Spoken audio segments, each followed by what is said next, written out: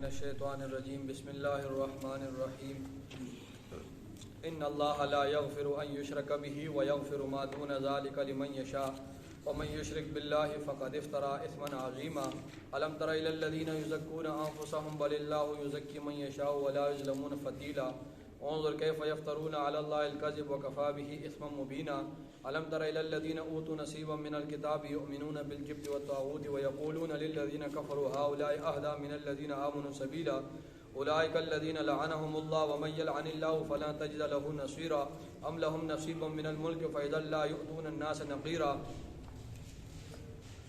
ام یحسدون الناس علی ما آتاهم اللہ من فضلہ فقد آتینا آل ابراہیم الکتاب والحکمت وآتیناہم ملکا عظیما صدق اللہ العظیم۔ 47 آیتیں ہو چکی ہیں سورہ نساء کی۔ پہلے ان آیات کا ترجمہ سن لیں، 48 سے 54 آیتوں کا، پھر تفسیر۔ ان اللہ، بے شک اللہ تعالی، لا یغفر، نہیں بخشے گا، ان، اس بات کو، یشرک بہ، کہ اللہ تعالیٰ کے ساتھ شریک ٹھہرایا جائے، ویغفر، اور بخش دے گا، ما، ان گناہوں کو، دون ذالک، جو شرک سے نیچے ہیں، جو شرک سے نیچے ہیں، لمن یشاء، جس کے لیے چاہے گا، اور ومن یشرک، اور باللہ، اور جو شریک ٹھہرائے گا اللہ تعالیٰ، جو شریک ٹھہراتا ہے اللہ تعالیٰ کے ساتھ، فقد افترا، پس تحقیق اس نے باندھا، اسمن عظیمہ، بہت بڑا گناہ، پس تحقیق اس نے افترا، باندھا، بہت بڑا گناہ۔ علم ترا، کہ آپ نے نہیں دیکھا، الی الذین، ان لوگوں کی طرف، یزکون انفسہم، جو اپنے نفسوں کی صفائی بیان کرتے ہیں۔ دوبارہ سن لے، علم ترا الی الذین، کہ آپ نے نہیں دیکھا ان لوگوں کی طرف، یزکون انفسہم، جو اپنے نفسوں کی صفائی بیان کرتے ہیں۔ بل اللہ، بلکہ اللہ تعالیٰ، یزکی، پاک صاف کرتا ہے، اللہ تعالیٰ پاک کرتا ہے، من یشاء، جس کو چاہتا ہے، ولا یظلمون، اور ان پر ظلم نہیں کیا جائے گا، فتیلا، داغے کے برابر، اور ان پر ظلم نہیں کیا جائے گا داغے کے برابر۔ انظر، دیکھ، کیفا، کیسے، یفترون، یہ افترا باندھتے ہیں، علی اللہ، اللہ تعالیٰ پر، الکذب، جھوٹ کا۔ انظر، اے نبی صلی اللہ علیہ وسلم، آپ دیکھیں کہ یہ کیسے اللہ تعالیٰ پر افترا باندھتے ہیں جھوٹ کا، وکفا بھی اسم مبینہ، اور کافی ہے یہ گناہ صریح، وکفا بھی اسم مبینہ، اور کافی ہے یہ گناہ صریح۔ علم ترا، کہ آپ نے نہیں دیکھا، الی الذین، ان لوگوں کی طرف، اوتو، جن کو دیا گیا، نصیباً، ایک حصہ، من الکتاب، کتاب کا، یؤمنون، وہ ایمان لاتے ہیں، بالجبت، جبت بت پر، والطاغوت، اور طاغوت بت پر، اور ویقولون، اور وہ کہتے ہیں، للذین، ان لوگوں کے لیے، کفروا، جو کافر ہیں، ہؤلاء، یہ کافر، اہدی، زیادہ ہدایت یافتہ ہے، زیادہ ہدایت والے ہیں، من الذین، ان لوگوں سے، آمنوا، جو ایمان لائے، سبیلا، راستے کے لحاظ سے، یہ اولئکا، وہی لوگ، الذین، وہی لوگ ہیں، الذین لعنہم اللہ، کہ جن پر اللہ تعالیٰ نے لعنت کی ہے، یہ وہی لوگ ہیں کہ جن پر اللہ تعالیٰ نے لعنت کی ہے۔ اور ومن یلعن اللہ، اور وہ جس پر اللہ تعالیٰ لعنت کرے، فلن تجد لہ نصیرا، پس تو ہرگز نہیں پائے گا اس کے لیے کوئی مددگار۔ ٹھیک ہے، یہ وہی لوگ ہیں کہ جن پر اللہ تعالیٰ نے لعنت کی ہے، اور جس پر اللہ لعنت کرے تو آپ اس کے لیے کوئی مددگار نہیں پائیں گے۔ ام لہم، کیا ہے ان کے لیے، نصیب، کوئی حصہ، من الملک، بادشاہی میں سے، کیا ان کے لیے ہے کوئی حصہ بادشاہی میں سے، فاذا، پس اس وقت، لا یؤتون الناس، نہ دیتے لوگوں کو، نقیراً، تل کے برابر بھی، پس اس وقت لا یؤتون الناس، نہ دیتے لوگوں کو، نقیراً، تل کے برابر بھی۔ ام یحسدون الناس، کیا وہ حسد کرتے ہیں، الناس، لوگوں پر، علی، اس چیز پر، ما آتاہم اللہ، علی، اس چیز پر جو ہم نے ان لوگوں کو دی، من فضل ہی، اپنے فضل سے۔ دوبارہ سن لے، ام، کیا، یحسدون الناس، حسد کرتے ہیں، الناس، لوگوں پر، علامہ، اس چیز پر، آتاہم اللہ، کہ اللہ نے ان کو دی، من فضل ہی، وہ چیزیں اپنے فضل سے، فقد آتینا، پس تحقیق ہم نے دیا، آل ابراہیم، آل ابراہیم کو الکتابہ والحکمت، کتاب اور حکمت و دانائی، وآتیناہم، اور ہم نے دی ان کو ملکا عظیما، بہت بڑا ملک. ٹھیک ہے، ہم نے ان کو دیا آل ابراہیم کو بہت بڑا ملک. یہ ان آیات کا ترجمہ ہوا، اور ان آیات کی اب تفسیر سن لیں. دیکھیں اللہ رب العزت کہ ہاں جو سب سے بڑا گناہ ہے، جو سب سے بڑا جرم ہے وہ شرک ہے. اللہ کے نزدیک سب سے بڑا گناہ اور سب سے بڑا جرم شرک ہے. اس لیے آگے اللہ رب العزت حکم کے بیان کرنے سے پہلے اِنَّ کا لفظ لائیں. یہ جو اِنَّ کا لفظ ہے نا، اِنَّ، اس کا معنی ہوتا ہے تحقیق، بلا شک. تحقیق کے ساتھ ہم یہ بات کر رہے ہیں، بلا شک یہ بات ہے. اس کی وجہ کیا ہے کہ اللہ کے ہاں سب سے بڑا جرم اور سب سے بڑا گناہ کون سا ہے؟ شرک ہے. شرک کی کئی صورتیں ہیں. شرک کی ایک صورت یہ ہے کہ اللہ کی ذات میں شریک ٹھہرایا جائے، کہ جس طرح اللہ کی ذات واجب الوجود ہے، اسی طرح کسی اور ذات کو بھی واجب الوجود مانا جائے. یہ شرک ہے.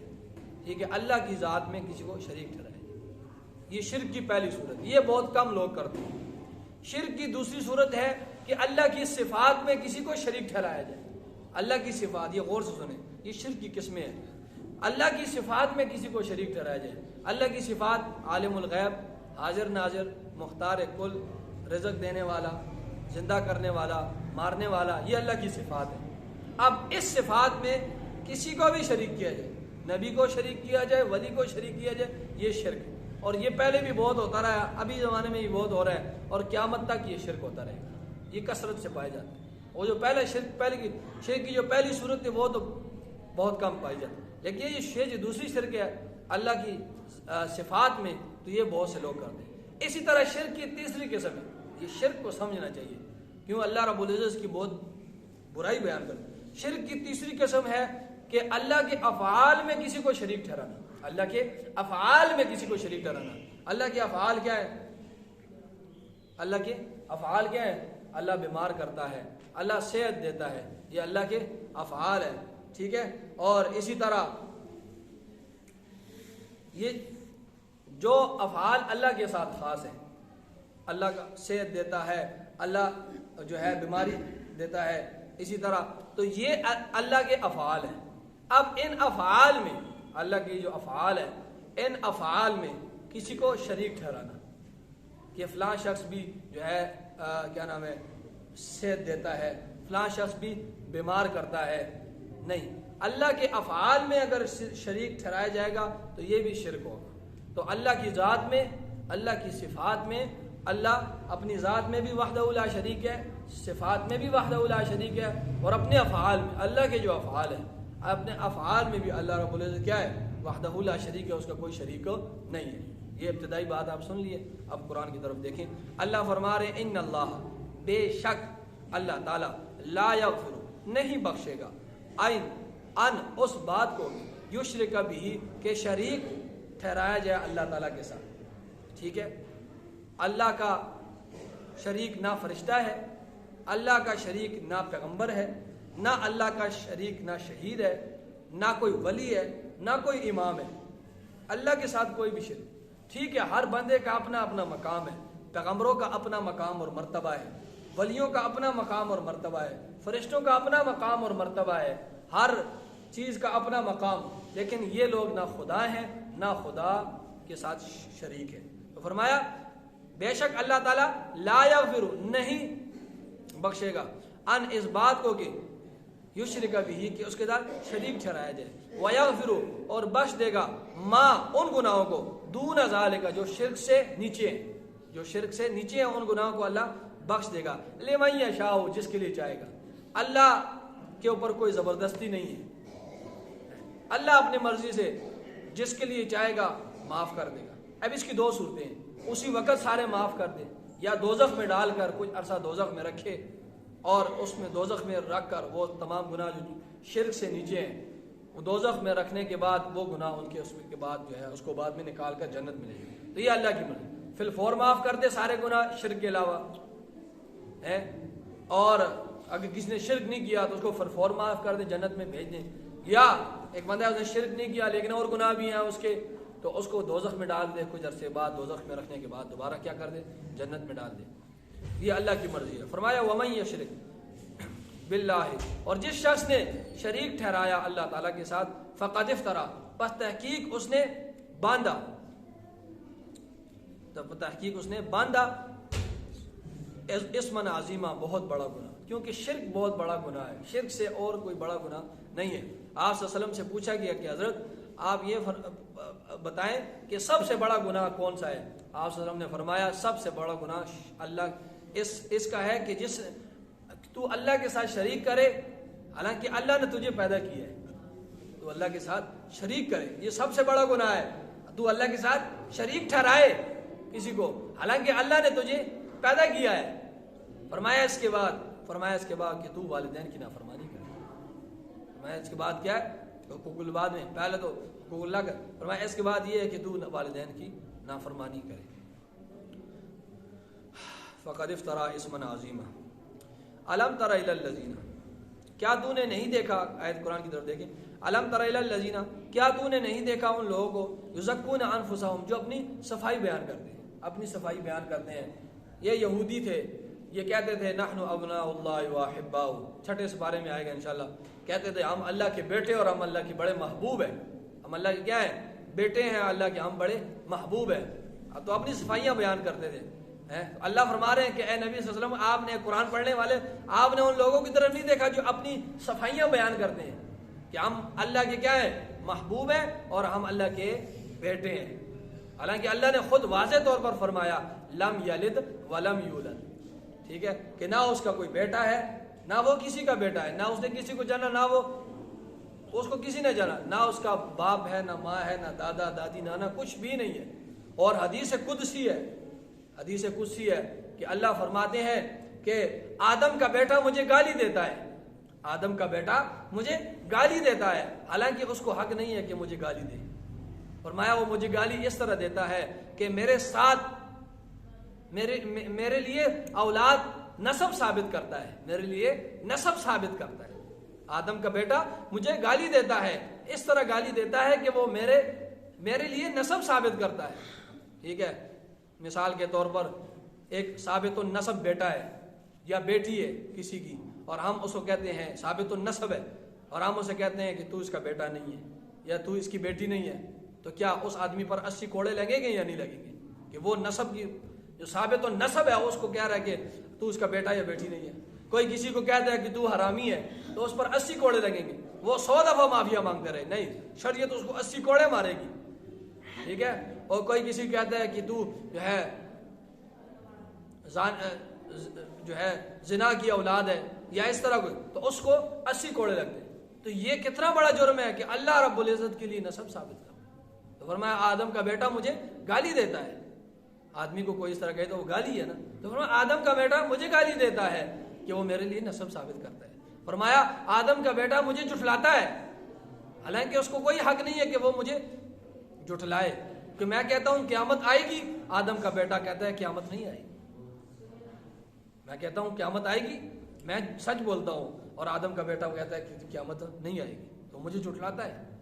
تو یہ شرک بہت بڑا گناہ ہے۔ تو یہ یہود و نصارہ یہ جو تھی، یہ کیا کہتے تھے؟ الم تر الی الذین، کیا آپ نے ان لوگوں کو نہیں دیکھا، یزکون انفسہم، جو اپنے آپ کی صفائیاں بیان کرتے ہیں، بل اللہ، بلکہ اللہ تعالیٰ یزکی، پاک کرتا ہے، من یشاء، جس کو چاہتا ہے۔ کوئی جتنا ہی صفائیاں اپنی بیان کرتے رہے اس سے کوئی فائدہ نہیں ہے، اللہ رب العزت جس کو چاہتا ہے تو اس کو پاک صاف کرتا ہے۔ ولا یظلمون، اور ان پر ظلم نہیں کیا جائے گا، فتیلا، داغے کے برابر بھی۔ فتیل کسے کہتے ہیں؟ فتیل کہتے ہیں کہ کھجور کی گٹھلی ہو نا، اور اس کے درمیان وہ خشک ہو جائے، کھجور کی گٹھلی، اور اس کے درمیان داغا ہوتا ہے، گٹھلی کے درمیان داغا ہوتا ہے، ٹھیک ہے، وہ خشک ہونے کے بعد اس کے اندر نظر آتا ہے، ٹھیک ہے، تو اس کو فتیل کہتے ہیں۔ اور عربی جب کسی چیز کی عرب لوگ قلت بیان کرتے تھے نا، قلت، تو کہتے تھے کہ فتیل، فتیل مطلب یہ ہے کہ تو فتیل کا مالک بھی نہیں ہے، تیرے پاس تو فتیل بھی نہیں ہے، جس طرح ہم کہتے ہیں نا تو تنکے کا مالک بھی نہیں ہے، تیرے پاس تو تنکا بھی نہیں ہے۔ تو عربی لوگ کسی چیز کی قلت بیان کرتے تو کہتے ہیں فتیل، یعنی وہ جو کھجور ہوتا ہے نا، کھجور کی گٹھلی کے اندر جو وہ داغا سا جب خشک ہوتا ہے کھجور کی گٹھلی، اور داغا سا اندر جو اس کے ہوتا ہے تو اس کو فتیل. تو اللہ فرما رہے ہیں کہ اللہ رب العزت ظلم نہیں کرے گا کسی پر فتیلا. کس کے برابر؟ داغے کے برابر. وہ جو داغا ہے نا وہ کھجور کی گٹلی اتنے برابر بھی. فرمایا انظر دیکھ کیفا کیسے یفترونا یہ باندھتے ہیں افترا یہ جھوٹ باندھتے ہیں افترا باندھتے ہیں علی اللہ اللہ تعالیٰ پر الکذب جھوٹ کا. کیسے یہ اللہ تعالیٰ پر افترا باندھتے ہیں جھوٹ کا؟ کیا کہتے ہیں ہم اللہ کے پیارے ہیں اور ہم اللہ کے بیٹے ہیں. اور فرمایا وکفا بھی اسم مبینہ اور کافی ہے یہ گناہ سری. کافی ہے یہ گناہ سری کہ یہ تو ایک کام یہ کرتے ہیں کہ انبیاء کو قتل کرتے ہیں, ایک کام یہ کرتے ہیں کہ اللہ کے نیک ولیوں کو اللہ کے بندوں کو قتل کرتے ہیں اور اللہ کے احکامات کا انکار کرتے ہیں. پیغمبر آئیں تو ان کو تکذیب کرتے ہیں. دوسری طرف کہتے ہیں کہ ہم اللہ کے بیٹے اور ہم اللہ کے لاڈلے ہیں. فرمایا یہ کیسے وکفا کافی ہے یہ گناہ سری کہ اللہ تعالیٰ پر جھوٹ باندھتے ہیں کہ ہم یہ کام ان کے دیکھو اور جھوٹ بھی باندھتے ہیں, اللہ تعالیٰ کے لیے نسب بھی ثابت کرتے ہیں. فرمایا الم تر الی الذین کیا آپ نے نہیں دیکھا ان لوگوں کی طرف اوتو جن کو دیا گیا نصیباً حصہ من الکتاب کتاب کا, کتاب کا حصہ دیا گیا. اس آیت کو سمجھنے سے پہلے ایک واقعہ سن لیں پھر آپ کو یہ آیت سمجھ آئے گی. 2 ہجری کو غزوہ بدر کا واقعہ پیش آیا آپ صلی اللہ علیہ وسلم کی قیادت میں. صحابہ کرام 312 تھے, رسول اللہ صلی اللہ علیہ وسلم کو ملا کر 313 ہوئے. ٹھیک ہے, 8 تلواریں تھی صحابہ کرام کے پاس, 6 زرے تھے, 2 گھوڑے تھے اور کوئی 70 اونٹ تھے. اور کسی کے پاس جوتے ہیں تو کسی کے پاس نہیں ہے, کسی کے پاس ٹوپی نہیں ہے تو کسی کے پاس پورے کپڑے نہیں ہیں, اور بے سر و سامانی کی حالت میں واقعہ بدر ہوا. وہاں سے کفار آئے 1000 اور اسلحے سے لیس. اب جب ان کی جنگ ہوئی مسلمانوں اور کافروں کی تو کفار بھاگے, ان کو شکست ہوئی, 70 بندے ان کے قتل ہوئے اور 70 قید ہوئے.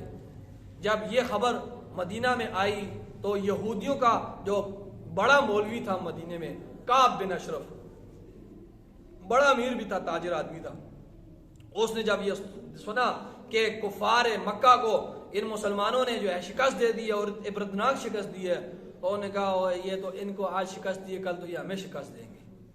تو اس نے اس طرح کیا, 70 افراد تیار کیے. 70 افراد تیار کرنے کے بعد اس نے 70 اونٹ لیے اور ان اونٹوں پر جو ہے سامان رکھا, اور ایک 70 افراد کا وفد جو ہے ایک بظاہر کہ ہم تجارت کے لیے مکہ جا رہے ہیں, سامان رکھا اونٹوں پر تاکہ کسی کو شبہ نہ ہو, شک نہ ہو کہ ہم کس لیے مکہ جا رہے ہیں, کوئی جاسوسی ہماری نہ کرے کہ کعب بن اشرف تو آج مکہ گیا ہے, ابو سفیان سے مل کے آیا ہے, تو پھر جاسوسی ہوگی, بات پتہ چل جائے گی. تو اس طرح تجارتی سامان وغیرہ رکھ کر 70 افراد کے ساتھ چلا گیا. ابو سفیان وہاں پر تھا, اس وقت وہ کافر تھا کیونکہ یہ واقعہ جو پیش آیا غزوہ بدر کے بعد اور احد سے پہلے آیا. حالانکہ ابو سفیان 8 ہجری میں وہ مسلمان ہوا تھا, تو وہاں پر جو سردار تھا کفار کا وہ ابو سفیان تھا. تو یہ کعب بن اشرف گیا اور اس نے ابو سفیان نے بڑی مہمان نوازی کی. عرب کے لوگ تھے, مہمان نواز لوگ تھے, تو انہوں نے مہمان نوازی کے بعد پوچھا کہ کعب بن اشرف کیوں آئے ہو. اس نے کہا ابو سفیان ٹھنڈے دل سے سنو گے تو سناؤں گا بات, ٹھنڈے دل سے سنو گے تو سناؤں گا بات. تو فرمایا ابو سفیان نے کہا کہ ٹھیک ہے بولو کعب بن اشرف کیا بات ہے. فرمایا بات ایسی ہے کہ یہ مسلمان کل تمہیں انہوں نے شکست دی ہے, ٹھیک ہے, اور یہ تو ہم سب کو شکست دے دیں گے, اور یہ ہے ہم سب کا جو ہے مشترکہ دشمن ہے, یہ دشمن ہے یہ مسلمان.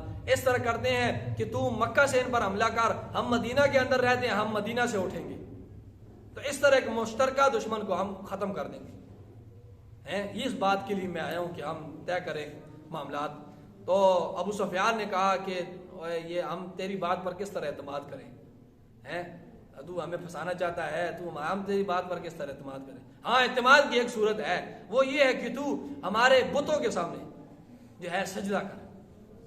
حالانکہ یہ بات ان کے عقیدے کی بھی خلاف تھی یہودیوں کے, وہ تو بتوں کو نہیں مانتے, کتابی تھے نا یہ تورات کے اور انجیل, تو کتاب وہ ان کے بھی. لیکن اس نے کہا کہ ہم تیری بات تب مانیں گے جب تو ہمارے کیا کرے گا, بتوں کے سامنے سجدہ کرے گا, پھر ہم مانیں گے ہاں تو سچ کہہ رہا ہے, وگرنہ ہمیں تو اس طرح لگ رہا ہے تو ان کے ساتھ مل گیا یا ہمیں پھنسانا چاہتا ہے.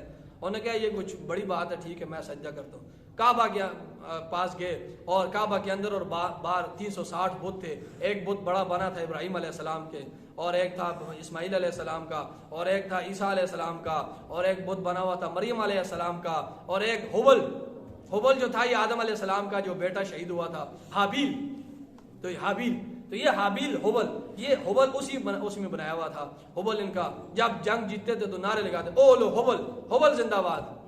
تو یہ ان بتوں میں ایک جبت بت بھی تھا اور ایک طاغوت بت بھی تھا. اور یہ جبت وغیرہ یہ جو دو بت تھے، یہ جب مشرکین کوئی عہد و پیمان کرتے تھے نا آپس میں، تو پھر یہ پتہ کیا کرتے تھے، یہ اس جبت اور طاغوت بت کے سامنے جاتے تھے، اس کو سلامی پیش کرتے تھے، اور آپس میں جب کوئی عہد و پیمان کرتے تھے تو اس کے سامنے کرتے تھے تاکہ ہمارا یہ عہد و پیمان پکا ہو. ٹھیک ہے. اب یہ چلے کہ کعب بن اشرف بھی ان کے ساتھ گیا اور سجدہ کیا بتوں کے سامنے، جبت کے سامنے بھی اور جو ہے طاغوت کے سامنے بھی سلامی پیش کی اور بتوں کو، اور اس کے بعد عہد و پیمان کیا. تو عہد و پیمان کے بعد اس نے کہا کہ ٹھیک ہے ہم تو تیری بات پر اب ٹھیک ہے راضی ہیں، اب یہ بات بتاؤ یار ہم سچے ہیں یا مسلمان سچے ہیں، ہمارا دین سچا ہے. ابو سفیان نے کہا کہ ہم راہ راست پر ہیں یا وہ مسلمان. انہوں نے کہا ذرا تم باتیں بتاؤ تمہاری دین میں کیا ہے، میں پھر اندازہ کروں گا پھر میں بتاؤں گا. ابو سفیان نے کہا دیکھو ہم کعبہ کے رکھوالے بھی ہیں، ہم کعبہ کا جو ہے سب ہم طواف بھی کرتے ہیں. اچھا ادھر جو لوگ حج کے لیے آتے ہیں ہم انہیں پانی بھی پلاتے ہیں، ہم قیدیوں کو رہا بھی کرتے ہیں، اب لوگوں کو بڑا احترام کرتے ہیں یہ وہ نا. اور وہ جو پیغمبر ہے وہ کعبہ کو چھوڑ کر چلا گیا مدینہ کی طرف، تو ہم نے تو کعبہ کے پاس رہتے ہیں اور اب رکھوالی کر رہے ہیں، اور وہ کعبے کو چھوڑ کر چلا گیا. اور کعب بن اشرف نے کہا تم ٹھیک ہو رہ راست پر ہو، وہ جانتے بھی تھے، اور کہا تم ٹھیک ہو وہ ٹھیک نہیں ہے، ٹھیک ہے تم رہ راست پر. تو اس سارے واقعے کو اللہ رب العزت نے بیان کیا. حالانکہ ان کو پتہ بھی تھا کہ نبی صلی اللہ علیہ وسلم حق سچ پر ہے اور یہ ساری نشانی تورات انجیل میں تھی، لیکن ان کو خوش کرنے کے لیے، ان کا اعتماد حاصل کرنے کی ساری باتیں ان کے ساتھ کی. فرمایا اب دیکھیں قرآن کی طرف، الم ترى کیا تو نے نہیں دیکھا الی الذین ان لوگوں کی طرف اوتو جن کو دیا گیا نصیبا حصہ من الکتاب کتاب کا حصہ کا مطلب کیا ہے کہ پوری تورات کے ماننے کا تو دعویٰ کرتے تھے لیکن پوری تورات کو مانتے نہیں تھے. تورات کی وہ چیزیں مانتے تھے کہ جو ان کے مطلب کی ہوتی تھی. ٹھیک ہے، تو پھر تو ماننا پورا نہ ہوا نا، وہی ماننا ہوا جو جس پر عمل کرتے. تو فرمایا جن کو دیا گیا اس کتاب کا حصہ، پورا کتاب نہیں، وہ کتاب پر عمل ہی نہیں کرتے ہیں، اپنے مطلب کی چیزیں لیتے ہیں باقی. فرمایا کیا تو نے دیکھا ان کو جن کو دیا گیا کتاب کا حصہ یؤمنون وہ ایمان لاتے ہیں. کعب بن اشرف ہوئی بالجبت جبت بت پر، والطاغوت طاغوت بت پر، ویقولون اور وہ کہتے ہیں للذین ان لوگوں کے لیے کفروا جو کافر ہے ابو سفیان لوگ اس وقت، ہؤلاء یہ کافر اہدا زیادہ ہدایت یافتہ ہیں من الذین آمنوا ان لوگوں سے آمنوا جو ایمان لائے سبیلا راستے کے لحاظ سے، یہ زیادہ تم لوگ بڑے نیک ہو اور آپ لوگ بڑے جو ہے راہ راست پر ہیں. اولئک الذین وہی لوگ ہیں جن پر لعنہم اللہ رب العزت نے لعنت کی ہے ان لوگوں پر، کہ ان لوگوں نے سچے پتہ بھی ہے سچا دین یہ ہے، نبی صلی اللہ علیہ وسلم سچے ہیں لیکن بس نہیں ماننا انہوں نے. فرمایا وجہ اس کی ہے کہ اللہ نے ان پر لعنت کی. فرمایا ومن یلعن اللہ اور جس شخص پر اللہ لعنت کرے تو فلن تجد له نصیرا پس تو ہرگز نہیں پائے گا ان کے لیے کوئی مددگار. ام لهم نصیب کیا ان کے لیے کوئی حصہ ہے من الملک بادشاہی میں سے، فاذا پس اس وقت لا یاتون الناس نہ دیتے لوگوں کو نقیرا تل کے برابر، یہ وہ نہ دیتے ہو. یہ بادشاہی تو اللہ کی ہے نا، اللہ فرما رہے اگر ان کو کچھ حصہ ملتا نا بادشاہی میں سے تو یہ لوگ جو ہے نا یہ تل کے برابر. نقیر کہتے ہیں نا کھجور کی گٹھلی ہو نا، اس کے اندر ایک تل سا ہوتا ہے کھجور کی گٹھلی کے اندر، اس تل سے جو ہے کھجور کا جو درخت ہے وہ ایک قسم کا بیج ہوتا ہے، اس سے وہ درخت اگتا ہے. ٹھیک ہے، کھجور کی گٹھلی کے اندر ایک تل سا ہوتا ہے. ٹھیک ہے، تو اس کو کیا کہتے ہیں نقیر. ٹھیک ہے، نقیر کہتے ہیں. تو وہ عرب کے لوگ جب کسی چیز کی قلت بیان کرتے تو نقیر کہتے تھے. ٹھیک ہے، تو اس کا لازمی معنی تل کے برابر. تو اللہ فرماتے ہیں کہ ان کے لیے کوئی ایسا نہیں ہے بادشاہ میں، اگر ان کو کچھ دے دیا جائے نا تو یہ کسی کو تل کے برابر بھی کوئی چیز نہ تھی. ام یحسدون الناس کیا وہ حسد کرتے ہیں لوگوں پر. اب اس آیت کے دیکھیں ان کو پتا تھا کہ نبی آخر الزمان صلی اللہ علیہ وسلم عرب میں مبعوث ہوں گے، عرب کے قبیلے سے، یہ پتا تھا. لیکن ان کو جو ضد تھی اور جو حسد تھا وہ یہ تھا کہ نبی بنو اسماعیل میں سے کیوں آئے. سارے انبیاء جو بنی اسرائیل کے آئے ہیں وہ بنو اسحاق میں سے آئے ہیں نا، 4000 کم و بیش. ٹھیک ہے. بنو اسماعیل میں سے کوئی پیغمبر نہیں آیا سوائے آپ صلی اللہ علیہ وسلم کے. تو ان کو یہ تھی کہ آخری نبی بھی بنو اسحاق میں ہم میں سے آئیں گے. تو انہوں نے جب دیکھا کہ بنو اسماعیل میں سے آگے پیغمبر آخری، تو اس ضد کی وجہ سے کہ ہمارے اندر نہیں آیا، تو اس ضد کی وجہ سے وہ انکار بھی کرتے تھے. پتہ بھی تھا یہ سارے سچ ہے لیکن انکار کرتے تھے، اور بے جائے اعتراض کرتے تھے. اعتراض کیا کرتے تھے؟ اور یہ اگر اللہ کے نبی ہوتے، ان کے آگے پیچھے نوکر چاکر ہوتے ہیں، یہ کس طرح نبی ہیں؟ لونڈیاں انہوں نے رکھی ہے، یہ کس طرح نبی ہیں؟ تو وہ بے جائے. جس طرح آج کا یورپین اعتراض کرتے ہیں نا آپ صلی اللہ علیہ وسلم پر کہ اتنی ازواج رکھنے کی کیا ضرورت تھی. آپ صلی اللہ علیہ وسلم کی جو زوجہ تھی، ازواج تھی، وہ 11 بیویاں اور 2 لونڈیاں تھیں. پھر ان 11 میں سے 2 فوت ہو گئی، حضرت زینب بنت خزیمہ اور حضرت خدیجہ الکبریٰ. تو بیک وقت 9 بیویاں اور 2 لونڈیاں تھیں. تو یورپین اور یہ جو بڑے تو یہ اعتراض کرتے ہیں کہ اتنی بیویاں رکھنے کی کیا ضرورت تھی. تو ستی قسم کے جو لوگ ہوتے ہیں وہ بڑے پریشان ہو جاتے ہیں. حالانکہ اس میں پریشانی کی بات نہیں ہے. اتنی بیویوں کا مقصد، اس میں بہت حکمتیں تھیں. پہلی حکمت یہ تھی کہ عرب کے جو قبائل تھے وہ اسلام کے بڑے مخالف تھے. اسلام کے بڑے مخالف تھے. تو اسلام کے بڑے مخالف تھے تو آپ صلی اللہ علیہ وسلم کا یہ مقصد تھا یہ کہ اسلام کے قریب آ جائے اور یہ جو رکاوٹ ہے یہ دور ہو جائے. تو آپ صلی اللہ علیہ وسلم نے ان کے قبیلوں سے ایک عورت سے شادی کی. تو جو ہی نکاح کیا تو وہ سارے قبیلے جو تھے وہ جو اسلام کے مخالف تھے وہ مخالفت ختم ہو گئی. ٹھیک ہے، پہلی حکمت. دوسری حکمت یہ تھی کہ دیکھیں عورتوں کے دنیا میں آدھی عورتیں ہیں نا، تو عورتوں کے مسائل کافی ہوتے ہیں. ٹھیک ہے، اب عورت کھل کر مرد سے کوئی مسئلہ اپنا نہیں پوچھ سکتی ہے، اس طرح مرد بھی کھل کر عورت کو مسئلہ نہیں بتا سکتا. اب ایسے بہت سے مسائل ہیں عورتوں کے کہ جن پر نماز روزہ طواف موقوف ہے. اتنے بڑے بڑے مسائل عورتوں کے. تو آپ صلی اللہ علیہ وسلم کی کثرت ازواج کا یہ تھا کہ آپ صلی اللہ علیہ وسلم یہ جو عورتوں کی جتنی بھی مسائل ہیں اپنی بیویوں کو بتائیں اور بیویاں جو ہے اس کو آگے پھیلائیں. جو عورتیں آئیں اور وہ ان سے پوچھیں اور وہ دین کو زیادہ پروموٹ کریں. نصف دین تو یہ ہے نا گھر کا. ٹھیک ہے، اب عیسیٰ علیہ السلام نے شادی نہیں کی. اب عیسائیوں کے پاس گھر کا کوئی بھی مطلب گھریلو زندگی نہیں ہے ان کے پاس. اب جتنی بھی حدیثیں ہیں حضرت عائشہ صدیقہ سے ہیں، ام سلمہ سے ہیں، حضرت فاطمہ رضی اللہ تعالی عنہ سے ہیں. تو یہ مسائل بتانے کے لیے کثرت ہے. باقی دیکھیں آپ صلی اللہ علیہ وسلم کی عمر کتنی، جب حضرت خدیجہ کی عمر تھی 40 سال اور آپ صلی اللہ علیہ وسلم کی عمر 25 سال. اور جب حضرت خدیجہ کی وفات ہوئی اس وقت آپ صلی اللہ علیہ وسلم کی عمر کتنی تھی؟ 50 سال تھی. 50 سال تھی. اب عمر کون سی شادیوں والی ہوتی ہے؟ 25 سے 50 سال. اب آپ صلی اللہ علیہ وسلم 25 سال میں 40 سال والی عورت سے شادی کر رہے ہیں.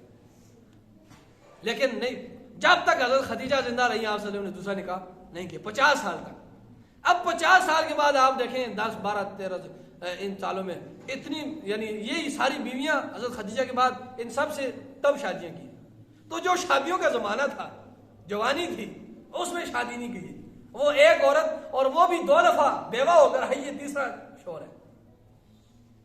تو یہ محض اعتراض اس وقت بھی ہوتے تھے اور آج بھی ہو رہے ہیں. تو اس سے پریشان ہونے کی ضرورت نہیں ہے. فرمایا ام یحسدون، کیا وہ حسد کرتے ہیں الناس لوگوں پر، مطلب مثلا آپ صلی اللہ علیہ وسلم پر، علامہ اس چیز پر آتاہم اللہ کہ اللہ نے ان کو دی، من فضل اپنے فضل سے. تو یہ لوگ حسد کرتے ہیں یہ یہود و نصارہ. فقط آتینا پس تحقیق ہم نے دی آل ابراہیم، ابراہیم کے آل کو، الکتابہ کتاب بھی دی، والحکمت حکمت اور دانائی بھی دی، وآتیناہم اور ہم نے ان کو دی. اچھا پھر ان جو آپ کہیں ان یہودیوں سے کہ آپ کے کتابوں میں لکھا ہے آپ داؤد علیہ السلام کو بھی مانتے ہیں انہوں نے 99 شادیاں کی ہیں. آپ سلیمان علیہ السلام کو مانتے ہیں. ٹھیک ہے، ہمارے پیغمبر کو نہیں مانتے سلیمان علیہ السلام. اور آپ کی کتابوں میں لکھا ہے کہ انہوں نے 1000 شادیاں کی ہیں. تو آپ وہاں پر اعتراض نہیں کرتے. آتے تو 9 بیویوں کے پر اعتراض کرتے ہیں. ادھر سلیمان علیہ السلام 1000 شادیاں کی ہیں، داؤد علیہ السلام نے 99 شادیاں کی ہیں. تو یہ حسد تھا اور کچھ بھی نہیں تھا. فرمایا وہ آتیناہم اور ہم نے ان کو دی آل ابراہیم کو ملکن عظیمہ، بہت بڑی ملک ہے. یوسف علیہ السلام بادشاہ، داؤد علیہ السلام بادشاہ ہے، سلیمان علیہ السلام بادشاہ، اور رسول اللہ صلی اللہ علیہ وسلم تمام قیامت تک تمام جو ہے نبی آخر خاتم النبیین بنا کر بھیجا. آمین. الحمدللہ رب العالمین والعاقبۃ للمتقین والصلاۃ والسلام علی سید الانبیاء. ربنا آتنا فی الدنیا حسنہ وفی الآخرۃ حسنہ وقنا عذاب النار. صلی اللہ